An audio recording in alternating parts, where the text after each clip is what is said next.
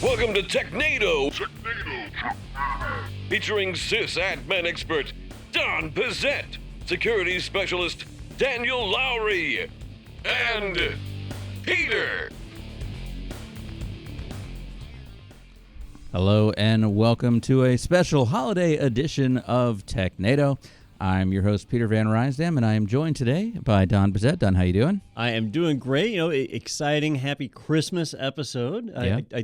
It doesn't come out on Christmas, but it's close enough, so we can call this the Christmas And Hanukkah episode. started yesterday. And Hanukkah, we've got a number of different holiday season festivities, so it's nice to see that, but technology never stops, so we've got a lot to talk about today, but just feeling the Christmas cheer. Yeah, definitely. It is in the air, and we also have another special guest with us today, and no, I'm not talking about the squirrel in the tree that is there, but our good friend Anthony Sequeira is back. Anthony, Yes. How are you? I'm doing great. Thrilled to be on Technado. Right out of the gate, I started December 6th, and today is sometime in December, and I'm already on Technado, so it's a win. Yeah, and you were on the first episode when we moved to kind of to a new studio, I think it was. New studio, Yeah. and you guys introduced rapid fire questions. Yes. for Oh, me. you were the first It was one to very get that. stressful. Yeah. Yeah. Very We should stressful. bring that back.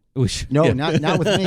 And Anthony, number one. I admitted to things there that I've never admitted to publicly before. Yeah, that was weird because you had just started then as well, and it seemed like you weren't going to be here long if HR got involved after that episode. My one Technado was filthy, Yeah. and I'll clean it up for this one. Yeah, we're told we can only have Anthony on once every 2 years.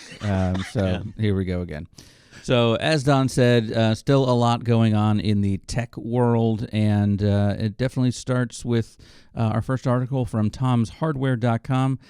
Dell's Concept Luna is a snap-together laptop with no screws and few wires, and unfortunately they seem to have missed the holiday season this year, so they're ramping up for this to be in your Easter basket. But this is not the first Luna, right? But the last one had a handful of screws, and they've completely done away with the screws. Yeah, we reported on this probably 6 or 7 months ago. I guess we could have made this a Deja News. Yeah. That Dell was taking a page from Framework's playbook. Framework, they've made a modular laptop that's very easy to repair. You can order any part inside of the whole system, and it just takes one tool to be able to work with the system, and it actually comes with that tool. So Framework has a neat model there, and they've been pretty successful. Well, Dell has absolutely no problems borrowing that idea. This is a concept laptop, Concept Luna, so we're not positive that it's going to be released at all, but they're saying it could be on shelves as soon as summer 2023. But they're going a step further and trying to make it a completely toolless system that has very few wires. And if you've ever done laptop repair, one of the hardest things to deal with is there's usually a ribbon cable that attaches the keyboard that's a pain in the butt to disconnect. And then there's normally another small cable that goes through the hinges up to the monitor, to the display of the laptop. And that's usually a really tricky one to work with as well. So with this one having more like snap-together components, less cables to worry about routing and stuff, just becomes super easy to take apart, put together, replace, and repair. We'll have to see how well it does if they get it to market. Yeah, and are they thinking that we would repair it? Because the article really talked about their own robots being able to repair these things. But what about us? I think you get the robot when you buy it. Is that not? Did I read that wrong? Yeah, you don't want a Dell robot in your house? Yeah. No. Hi, I'm Dinky, the robot, here to fix your Yeah. laptop. How's the laptop? It's fine, Dinky. We're good. I just got it. Yeah. No, I was. On the one hand, I'm like, oh, well, that's great for the right to repair people because that means I can get in and mess with my own laptop. But at the same time, I got to imagine all these parts are proprietary then. And so, you're like you said, if most connections have the ribbon cable and this one doesn't, I've got to repair it with Dell parts. Right. And, there are two different ways of looking at this. So some people look at it and it's all about repairability. Mm-hmm. All right, well, this is easy to repair. You can take it apart. You can swap things out. It's not like if you want to replace the battery in your iPhone, freaking nightmare, right? Buy a new iPhone. But By design. Yeah. this one you can take apart and get at. So repairability, at least you can order the parts and you could do the repair yourself. The other way to look at it, though, is upgradability. And with Framework, they've specifically said, we want you to be able to upgrade your laptop. If we put out a new motherboard, you can just swap the motherboard, and now you got a new processor and you're upgraded. Dell is not making that claim, not one single bit. So it is entirely focused on repairability. The robots, I think, are just kind of I almost wonder why Dell even announced that. Like, this laptop will actually enable us to fire half our workforce. Yeah, I couldn't believe that in the article, right? Yeah. It's like, wow, this is job replacement. We hear it all the time with people saying, oh, with software-defined networking, I'm going to be out of a networking job. Well, that's not true. But if you're a laptop repair person with Dell, you would be uptight about this. Well, but now you're a robot repair person. That's true. Dell. That's a good point. Yeah, each robot has a dedicated person to repair because it's not made by Dell.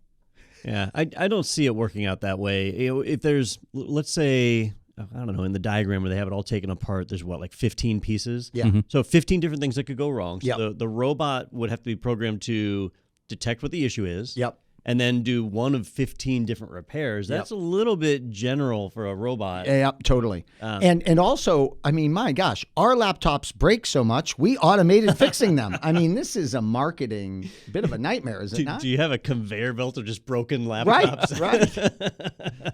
Yeah, crazy. That is sad, but it's something cool to watch, and it will be neat if they do not only release it but then keep that same form factor in the future, because then, like you said, it would be more like frameworks where you can upgrade it.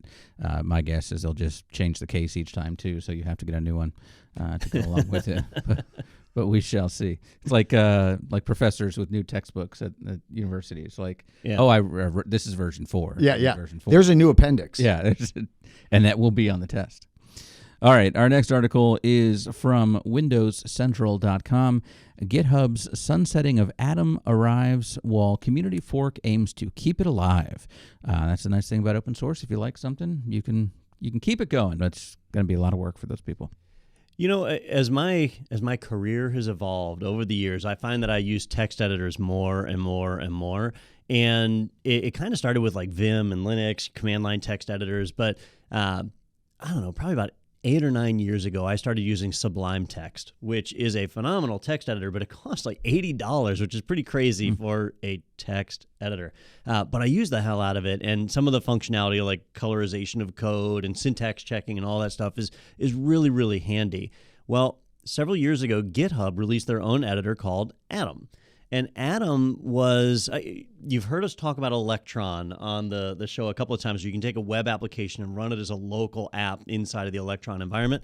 Well, Atom is what started that. It's the origin of Electron, a text editor that was a web app that ran in this localized kind of runtime engine. And so a lot of people criticized it in the beginning because it was slow, which is a fact. It's still slow today if you run it. But it was very powerful, and people loved it. It was great. And other companies have really emulated what they did. Now, Atom kind of ripped off Sublime Text with a lot of their features, but now we have other things like VS Code and plenty of other text editors, Notepad++, that do a ton of the same things, and Atom just wasn't able to stick it in there. And so they are sunsetting it. They've archived the GitHub repository for it, so development has stopped. And it's kind of the end of an era. I wouldn't think normally that seeing a text editor go would be some kind of emotional moment for me or whatever, but it was an important piece of software. I'm bummed. It was what I used to do our show notes. Oh, yeah. Yeah, absolutely. So, I mean, I say I'm bummed, but I'm just going to download Visual Code Editor or whatever the Microsoft. Well, I was going to say, is that why? Because Microsoft owns this now, so they're like, you should be using Visual Studio or Visual. Absolutely. Yeah. Their own product, yeah. Yeah, more than likely. And honestly, I don't use VS Code mostly because I paid for a Sublime license. I'm going to use it. But VS Code is very capable. It's got some really cool features. Well, what's hilarious about me using VS Code for our show notes is I'm taking advantage of about 2% of what that product can do. Yeah. I mean, you're a Cisco guy. In Linux, right? Yeah. So in VS Code, you can actually open up terminals in window panes inside of the text editor. Exactly. So it's neat stuff. You can write code and have it execute on the server all within that environment. So it's really skirting the line between being a text editor and an IDE. It's like a full development environment. Great point. What do you mean when you say it's slow? Because when I think of a code editor, I think, when I type in the letter S, it takes a second before it shows up on the screen? So Sublime, this is going to turn into a Sublime Text commercial. Yeah. If I get a log file, and this is my normal use case scenario, so I get some kind of like a Microsoft 365 access log file, and it is 300 megabytes in size. It's just a text file, but it's 300 megs in size. Well, when you open that in Atom, it takes a while before it even renders the first screen. And if you try and scroll through, it takes time because it's only 300 megs. Should just load it in RAM and go. But because it filters it through Electron and the other stuff, it's just slow to do it. Versus Sublime Text, I can open up a 3 gigabyte text file and it opens instantly and I can scroll right through it. The full thing renders like it just handles large sets of data better. Now, if you don't deal with large sets of data, then that doesn't matter. But Atom is not very performant. It never was, and now it never will be. All right, today's Technado brought to you by Sublime and Monster. And the squirrel would like me to add, brought to you by Nuts. Nuts. All right. No specific kind of nuts. Just D's nuts. Whichever nuts. This is why, Anthony, 2 years. Now, was that? I tried to do the 2 CDs joke a couple of episodes ago, right? And it didn't work. I should have waited. I should have held on to that because Anthony would have my back. I think it was too obvious. We weren't gonna bite on that. All right, let's move over now to some government news. This one is from NIST.gov, so right from the horse's mouth here. NIST retires SHA-1 cryptographic algorithm. The venerable cryptographic, that's a hard word to say, cryptographic hash function has vulnerabilities that make its further use inadvisable, which means they'll probably still be using it for quite some time. At a lot of our favorite government institutions. Yeah. 2030 is the cutoff. 2030? Is it really? Oh, it's weak. It's terrible. You have till 2030. Yeah. Get it out this decade, guys. Come on. This is used by our favorite government organization, the Executive Federal... I can't remember what that group was. The Civilian Executive Committee, I think is what that was. I'll find that while you explain what the hell this is. Anthony, you weren't on the show for this one, but there's this borderline made-up government agency that we Space Force. It was like, this is hacked, and we're like, is this real? Like this can't be it. The Federal Civilian Executive Branch. Wow. So I have a bit of history with SHA-1, and because we'll get in our time machine here. So back in 2008, so in 2008, I worked for a bank in Seattle, Washington, and I was the network manager, so I controlled all the firewalls, routers, switches, and we had a big project, which was getting all of our VPN tunnels moved over from using MD5 to SHA-1. MD5 wasn't broken at the time, but we knew it was coming, and we wanted to be on SHA-1. It was the stronger protocol. So that was 14, 15 years ago, right? Fast forward to 2 years ago, not only MD5 was broken years ago, but SHA-1 has been proven to be able to be broken, right? So there are collision attacks that have been crafted for it, which are pretty bad, and other ways to be able to kind of de-randomize some of the things that SHA-1 does. So as a cybersecurity professional, we've known not to use SHA-1 for a couple of years now, but the government is slow, and they've finally made that step, that announcement of saying, hey, you need to stop it. This should not be implemented in any new platforms, absolutely. But in typical government fashion, they're letting it ride out until 2030. And you can make the argument that there are SHA-1 attacks, but they're really hard to do. Right. But at the same time, 2030, that is way out there. Yeah, they won't be as hard to do in 5 years. Yeah. Right? In 2027. So, wow. And SHA-2 and 3 exist. Right. Yes. So widely deployed. Yeah, so it seems like there are options. Yeah, and there's other hashing algorithms that you can use that are out there that are available as well. So tons of options. I am just surprised on it because NIST is normally really good about this stuff. So I feel like there's maybe some other story behind this. But you look at like the Huawei equipment where the U.S. government said, nope, that's it. You got to get rid of it. You got 12 months. Yeah. But here you've got 8 years. That's a long time.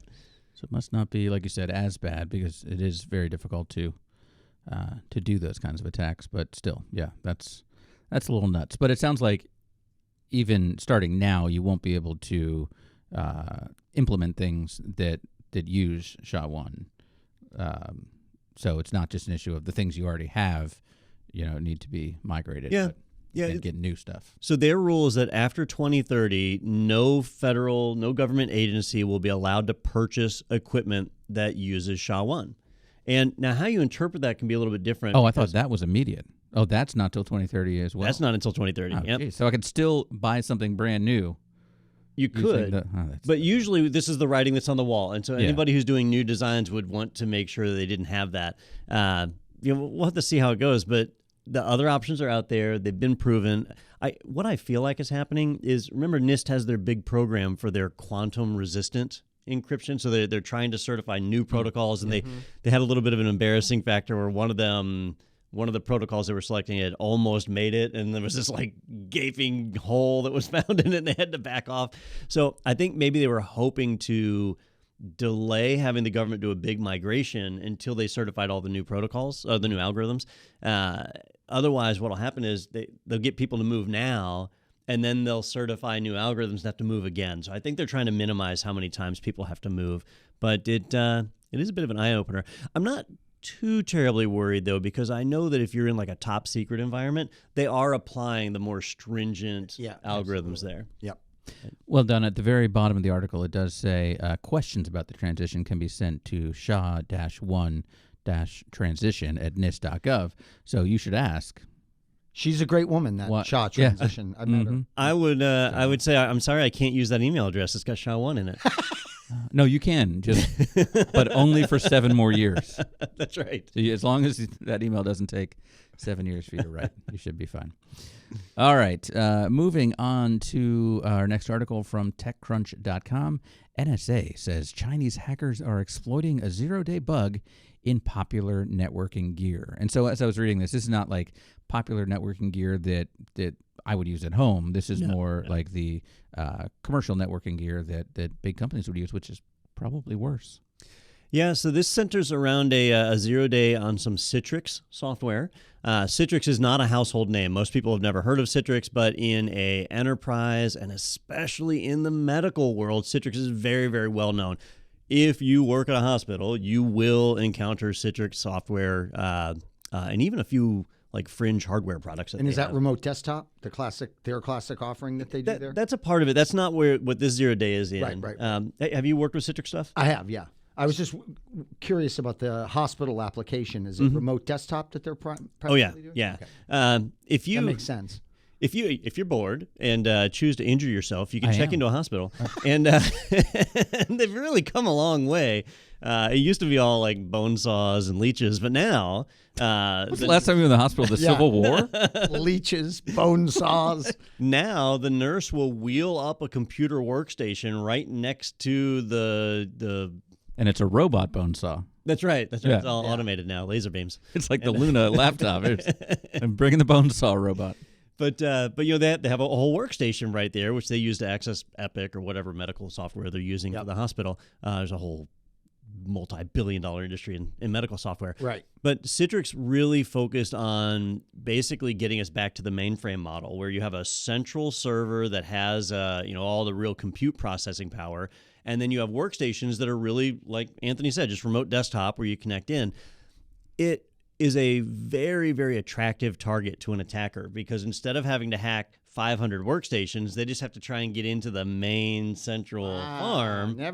Never thought about that. Yeah. In light of, virtual desktop, remote desktop tech, that is a great target because now you're impacting every machine on the wing of that hospital. Single point of failure. Yeah. Is that, and that's a physical like on-prem thing, or is that cloud-based in most of these cases? It's almost always on-prem because of performance and with medical data, putting medical data in the cloud is a whole different thing. So it's almost always on-prem, which means we have people that are responsible for patching and updating, and that doesn't always happen.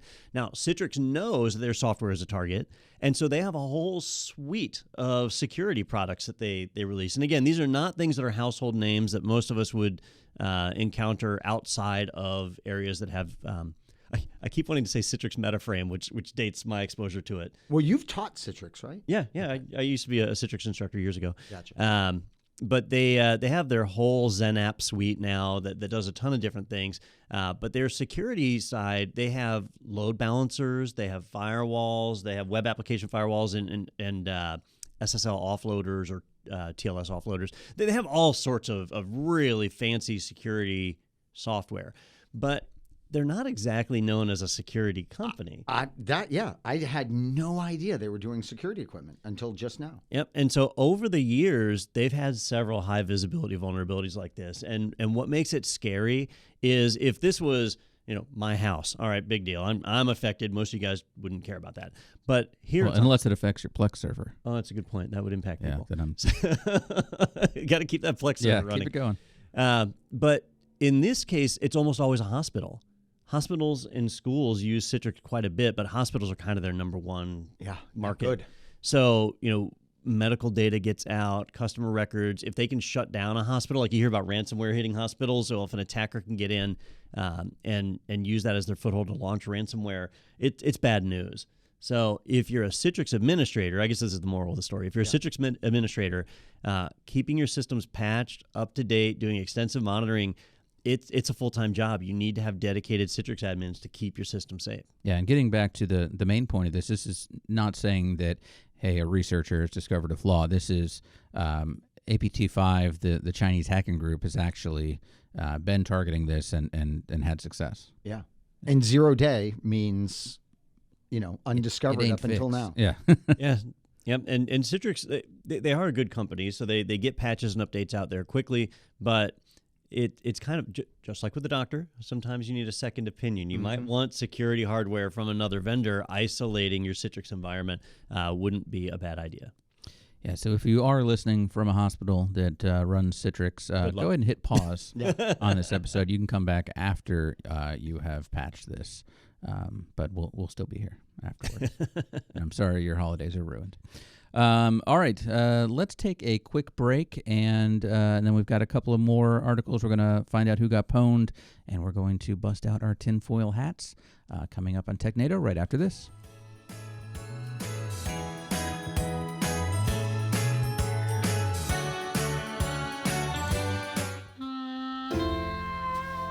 In the 15 minutes it'll take someone else to set up the tree, you could watch an entire IT Pro episode.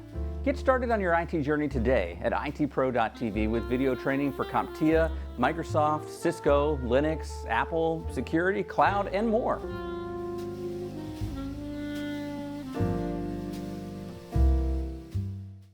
Are you satisfied with your current level of skill? And if not, what are you doing to remedy that? So if you're just getting started in IT, I think there's core foundational skills that you need. Post-exploitation lateral movement is a way that you can absolutely implement your firewalls to maximum effect to make a hacker cry. And remember, every time a hacker cries, collect their tears. It makes the best wine. If you fail your way forward. IT Pro TV, hands down, has been one of the best training providers that I've ever had the pleasure of using personally and just working with in general. I'm going to solve all your fears. It's tough to sit and watch a course when it's just dry. So y'all make it fun. But we're gonna have a ton of fun. This is always a party, Daniel. That is insane and awesome, all at the same time.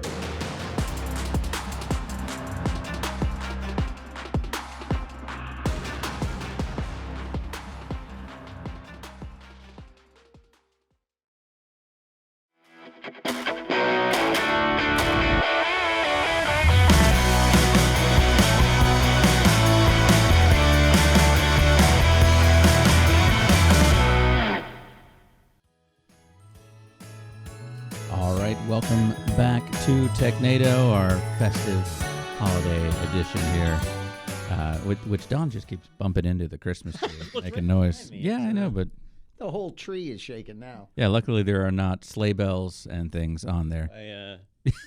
Do we get bonus points if I knock the tree over? I think so, yeah, because that's how this goes viral. Because from the content, it's not going to. You know what I just pieced together? The squirrel reminds me of Christmas Vacation. Yes, exactly. Yeah. That the famous squirrel scene. Yeah, Uncle.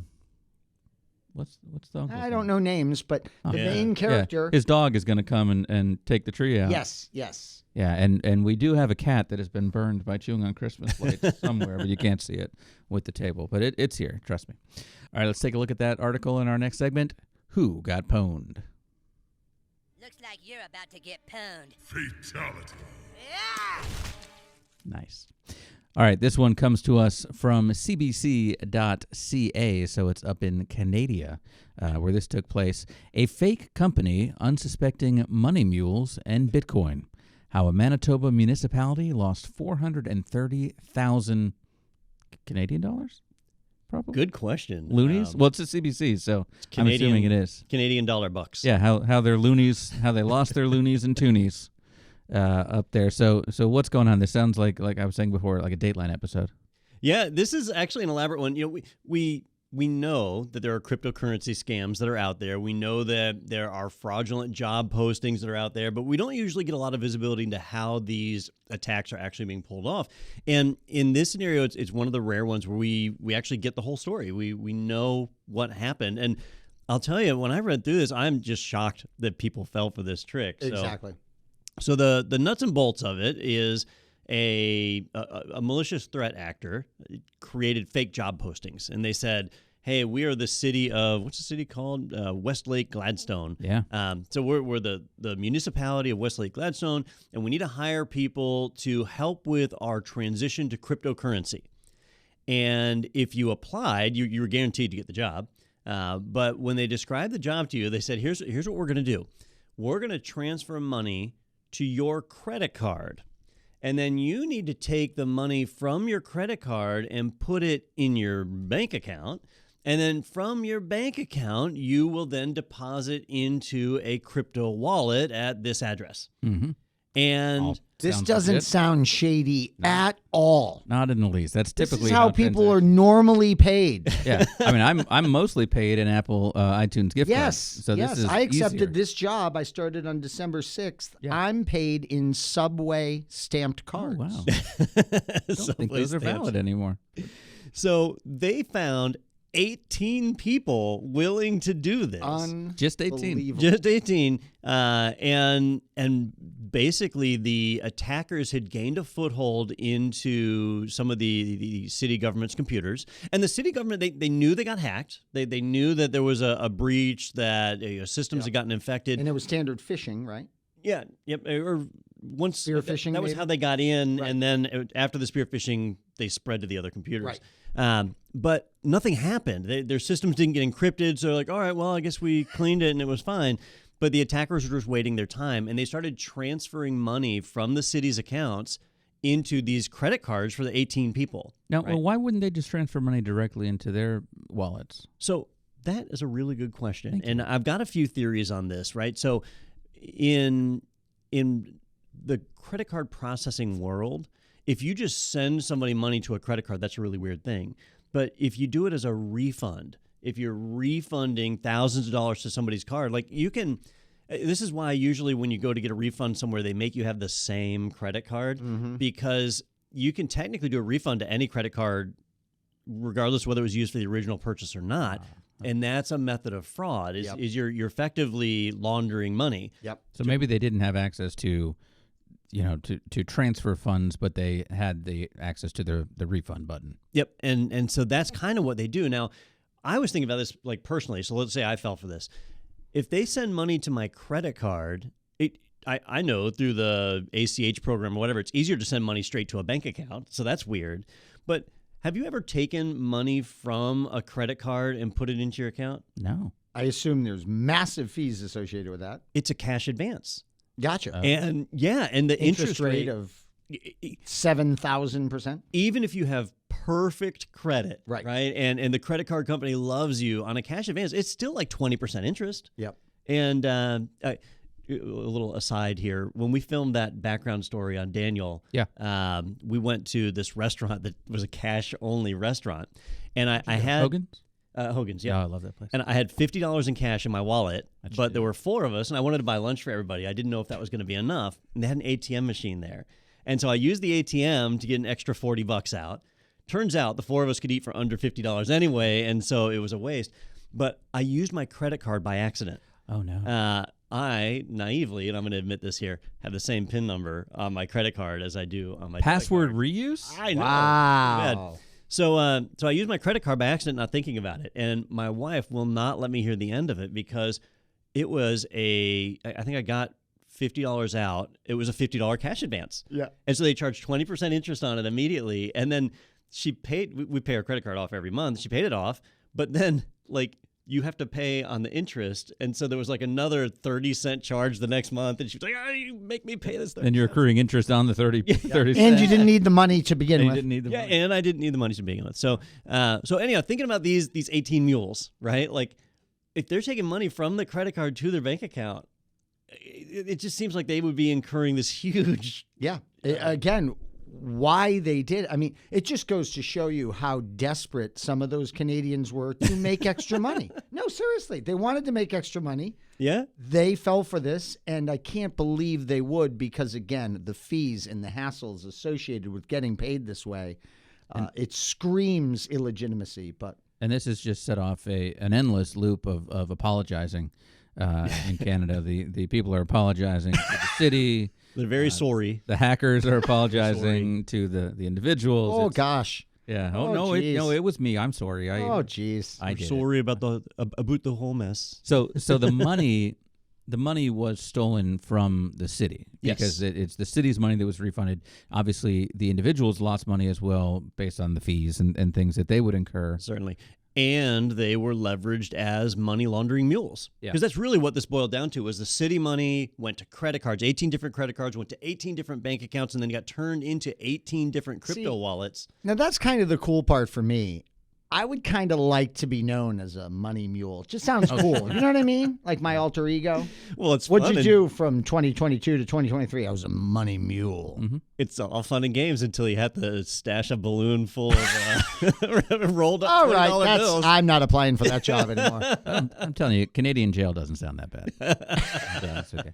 Would you like another cocoa? So I don't know if that was a Canadian accent. I just went for an accent. Yeah, it was little North Dakota. Yeah, I was getting like a Fargo vibe. But so is this city the product of divorce? Westlake Gladstone? It sounds like, like the hyphenated last name. Maybe. Or just two cities that grew. And just bumped grew to into love each other. And they're like, let's go ahead and be one city now. That's fantastic. Just join arms. All right, well, this story goes all the way back to January of 2020. So, as Don said, this gives us the opportunity to kind of see the entire life cycle of how this went. So it is interesting and an interesting read if you're looking for ways to hack people. This is a great blueprint that you can take. Yeah, and they did say in the article they mentioned that the 18 people, they were all young. They lived in various places, but they were mostly new Canadians. So they were people that had recently immigrated into Canada, and that made it a little bit easier to take advantage of them. And, I just thought of another thing. It was involving crypto, which, no one knows anything about. Yeah. Right? So, I mean, that made it a little more believable for these 18 young people. They're like, oh, well, crypto, no one knows anything about that. Let me help with this crypto project. So. By the way, you guys are going to love the Trump NFTs I got for Christmas for you. I hope I got the Superman one. Yeah, if I can figure out how to download them, they will be in your stockings. He really hit at the right time. Yeah. Right as NFTs were getting bashed, he released it. Got to pay those legal bills. Yeah. That's fantastic. All right, well, that's a great segue, actually, to our next segment is tinfoil hat time. It was fake. Paul McCartney's been dead. The moon landing was fake. Paul McCartney's been dead since 1966. Dogs can't see color. 5G causes syphilis. Do you understand that? No, I don't. I don't understand. All right, this one comes to us from arstechnica.com. Corsair says bug, not keylogger, behind some K100 keyboards creepy behavior. So it sounds like people were having issues thinking that this is a keylogger, and they're saying, no, not a keylogger. This is just a bug. We don't believe them, though? So imagine, put yourself in the shoes of one of the affected people, right? So you're sitting there, it's been a long day, you're working on your computer, you're playing a game or whatever, and all of a sudden, the computer just starts typing. Yeah. Right? It just starts typing. And when you look, it's typing everything that you've typed for like the last hour. Yeah. It's just spewing it out on the screen. Oh, like a keylogger. What would you suspect just happened? Yeah, that there was a keylogger. Yeah. And I'm under attack. Yeah. And the idea that this is happening and that it'll keep typing, just keep repeating over and over and over again what you typed until you unplug the keyboard and plug it back in, and then all of a sudden it stops, right? I mean, what is the logical assumption that you're going to make there? Absolutely keylogger. Yeah, I mean, the keyboard is not that complex a concept. You press an F, the F, but so here you're seeing hours ago conversations typing. That's no good. You know what this reminded me of, by the way, as far as creepy goes? The Amazon Alexas that were having like a baby laughing. Oh, I remember that. That was creepy. Yeah. Yeah. So you add that one to this one. A baby's crying and your computer's typing on its own. So PVR, the face PVR is making right now. It's scary. So Corsair, the company that makes the keyboard. Now, I will say I like Corsair. I have a number of their components on my computer at home. Better say that because they're listening. Yeah, that's true. Actually, I'm trying They're to typing on your computer at home. Yeah, it says that on my screen. I know my computer case is Corsair. I think my memory is Corsair, and my Don't say keyboard. fans, I Don't think, say whatever keyboard. the cooling is, not my keyboard. I have a Logitech for that. But basically they came out and they said, look, guys, this is not a keylogger. It's the macro function of the keyboard that has a bug in it, and that's what's happening. Now, I've seen this on gamer keyboards, right? We don't see this on work keyboards so much, but on gamer keyboards now, they've started putting a column of macro keys like on the left side. And I assume it's for gaming somehow. I don't know how I would leverage this, but when I think of gaming macros, I think of the old Street Fighter game where you had to do the crazy combos. So you plug that into a button and you can just push it when you want, and the whole sequence of keys left, plays. right, up, down, up, down. Yeah. So the same thing. So I think of it in terms of, what is it, 5, 6 different keystrokes, maybe 10, but apparently those keys are the software that powers it, and the software is capable of storing thousands of keystrokes in that one macro. And it is. And it is. Without pretty you scary. asking. Yeah. So that's kind of like that Elgato Stream Deck you have. Like it stores macros just put right there in the keyboard. Yeah, basically. Now on the Stream Deck, I actually have to like point it to a script or whatever. I don't think it can record macros. You can give it like a simple key sequence to do, like Control Alt F1 or something. Yeah. But on the keyboard ones, you basically set it to record. You type a bunch of stuff and you hit set, and now that button will replay that whenever you want. Well, apparently, it's malfunctioning and recording whenever it wants, and it's recording a lot. Talk about a problem for a keyboard. Yeah. Yeah, I mean, it makes sense. So what we're saying at the end of the day is this is not a keylogger. This is just a bug that logs your keys. Yes, that's right. Now, one thing that makes me feel better about this, it is a gamer keyboard. So it's not likely something people are going to use at work. Yep. So probably not the most sensitive thing in the world. However, we've got a lot of people working from home right now. Mm-hmm. And so how many people are at home, maybe with their work laptop, but they plug their personal keyboard in? It's one of these fancy gamer ones that's got the extra keys on it. As a IT professional, I worry about that. Like I make sure people are using their work computers, right, when they work remotely, but I don't think about what keyboard they're using. Right. So we could have that right now. We could have in our day job, we could have employees that are at home with this exact Corsair keyboard. I'm not looking for that. And think about it. If I had brought in my Corsair keyboard, which I don't own, the fictional one, and I said, Don, I'd like to use this when I'm at the office, you probably wouldn't have said no, right? I doubt it. Yeah, because I don't even think like brand new Corsair. Like, oh, we don't have to buy Anthony a keyboard. Yeah, exactly. Yeah, and we're going through the ISO 27001 process right now. So we've got all these new security standards that we're putting in place, and there's nothing in there about keyboard hardware. There is, you need to use approved hardware for the company. It never even occurred to me to need to approve keyboards. Right. And this is not a cheap keyboard. I just was pulling it up. It retails for $250. You can get it on Best Buy for $180. Oh. $180 is a lot for a keyboard. I mean, what is a keyboard normally? Like $20-$30? Yeah. So mine at home, I have a Logitech one that I thought was pretty fancy. It cost $100. Yeah.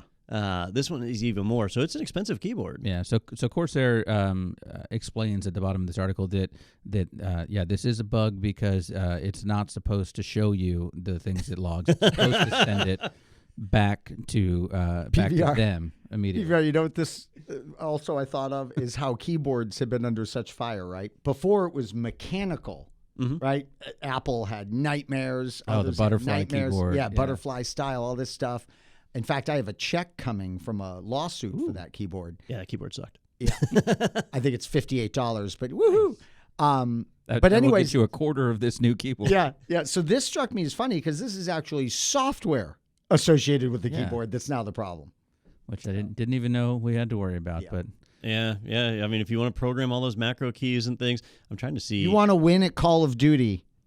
Get ready for a creepy keyboard. Hey, they've got one at Best Buy ready in 1 hour. We could. I'll get over there. Corsair is installing the patch for you by logging in remotely to your keyboard. And, Your keyboard will be ready in 1 hour, and what you typed 3 hours ago will be available on a you'll screen. find out if this was a returned keyboard. That's right. I don't think they've released an update for this. Have you guys seen anything on a patch? I do not think this is what a it patch. said at the bottom was they're saying reach out to their customer support if you're affected. Oh, my God. Any affected customers should contact Corsair support group. They also said affected users could reset the K100 by unplugging the keyboard, then holding down escape for 5 seconds while plugging it in. Doesn't say that solves the problem. Right. It just wants you Let's to do go get an open box, one of these, and see what someone typed. Yeah. I I wonder, you just have to wait until it just starts? Like, do you just open Word and then just sit there? Like, I don't know how this works. I think it's the software that's got the bug, though, right? So I don't think it's stored in the keyboard itself, so we probably wouldn't be able to get it. But that would be crazy, right? Because if I'm going to get rid of a laptop or I'm going to give it to a friend, I think about I got to erase the hard drive. I don't think about, is there memory in the keyboard? Right. I need to erase my keyboard. Your keyboard knows all the things you've typed. It's a strange new world we live in, isn't it? is. Like every device is a smart device. Yes. Your Have you TV noticed- stores data about you. Have you noticed how much you have to charge? Like this morning, I was thinking about, is my toothbrush charged? Is my watch charged? Are my glasses charged? Is my phone charged? It's just amazing. Your glasses? Yeah, What I do you wear do? Bose frames. Oh, okay. Yeah. Fancy.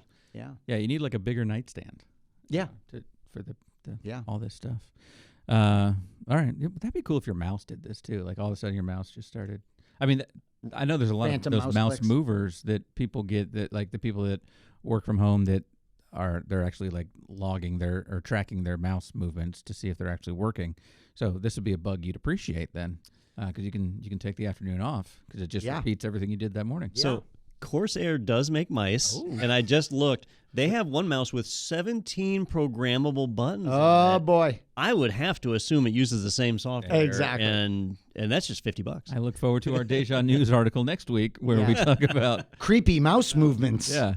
But I would like it if the mouse actually moved and moved. So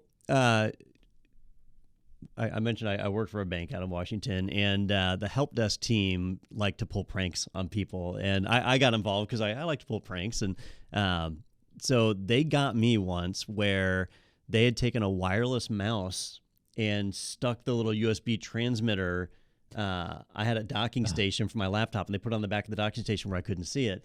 And throughout the day, they would just kind of tap this wireless mouse, and so my cursor would move. So great, just subtle, Just enough. Yeah. And they would do it through the day, and after it happened 2 or 3 times, and I saw somewhat of a pattern, I was like, wait a minute, this is remote control. So I go into full crazy network guy mode. I'm like, let me fire up my packet sniffer. Let me look at connections on the laptop. Let me turn off my network connection, and I turn off the network connection and the mouse still moves, and I'm like, wait a minute. Yeah. So it took me forever. It's to coming from find- inside the computer. Yeah. to find that dongle on the back. So I had to pull an over the top prank the next day. So as the network manager, I had control of our DNS servers, and so I mapped Google.com to point to Bing.com. So I used to tease the help desk and say that they couldn't do their job if they didn't have Google. Yeah. And, And now you send them to Bing. So I redirected love it to Bing, and I had it throw up a captured portal page announcing that Microsoft had acquired Google. Oh, and so great. I had them buying that for like a solid hour and a half. That's where awesome. I had to turn it off so they could do their job. They're tweeting about it. Yeah. But they got spreading me- the fake news. They got me good with the wireless dongle. Yeah, That's good. Okay. And it just goes to show physical security, right? Yeah, Let them put that dongle in your dongle. a little tiny black USB dongle. You wouldn't even see it. That's why all of my ports are stuffed with hot glue. You cannot get anything in there.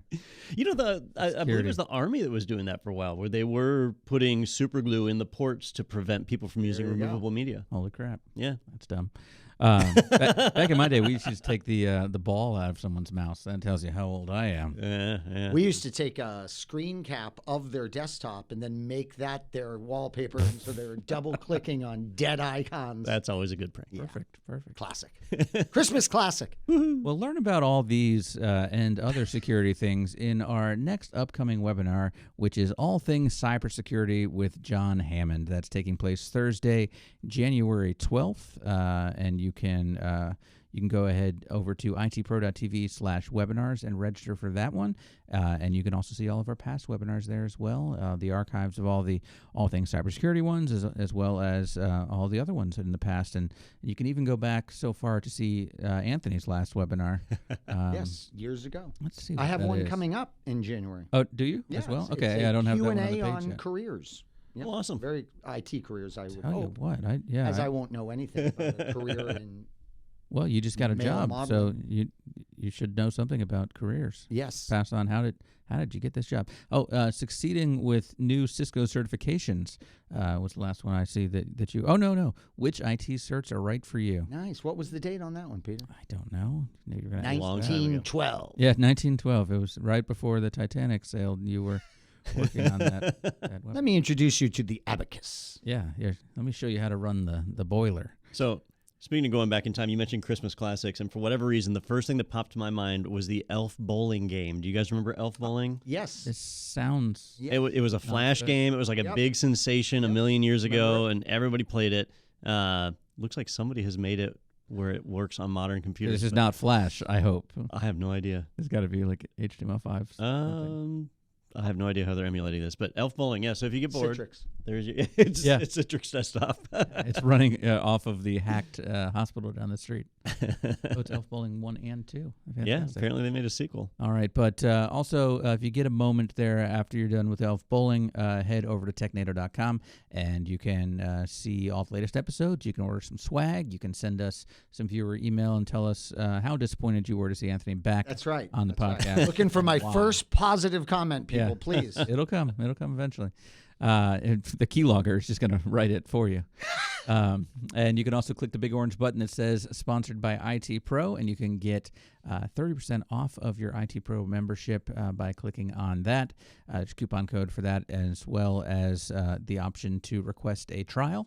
If you're a part of a team and want to see a demo and get a trial set up, you can do all that right there over at technado.com. So yeah, go ahead and do that. And just so you guys know, we're off next week, but we're not off because we went ahead and recorded a fun episode where we talk about predictions a little bit for next year, as well as play a game looking back at all of our 2022 favorite articles. So don't worry, you can still spend time with Technado, even in between Christmas and New Year's. Well, thank you, Anthony, for My pleasure. joining us. So and fun. I'm sure we will have you back again.